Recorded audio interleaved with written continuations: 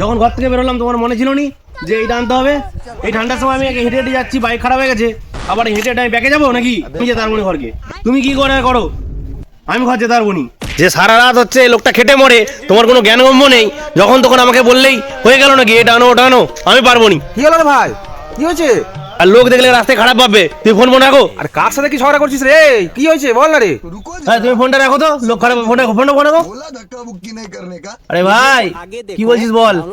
কি হয়েছে, কার সাথে এরকম ঝগড়া করছিস সকালবেলা এই ঠান্ডার সময়? তুই ভাই আর ভাল লাগেনি ঠান্ডার সময়।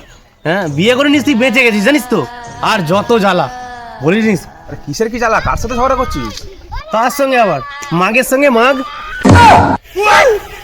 হাই ভাই, তুই এ কি ভুল করেছিস তুই? হায় হায়, তুই বউর সাথে কেন ঝগড়া করতে গেলি? হাই ভাই কেন কেন? এই ঠান্ডার সময় দেখ ভাই, আমি সিঙ্গেল আছি, আমি রাত্রেবেলা আরামে কম্বলের তোলায় একা শুবো আরামসে। আর তুই বাড়ি গেলে তুই রাত্রেবেলা আর কম্বল পাবি? তোর বউ তো একা কেড়ে নিয়ে শুয়ে পড়তে, খালি গায়ে শুতে হবে। এই ঠান্ডায় বসে ঝগড়া করে আগে ঘর যা তুই।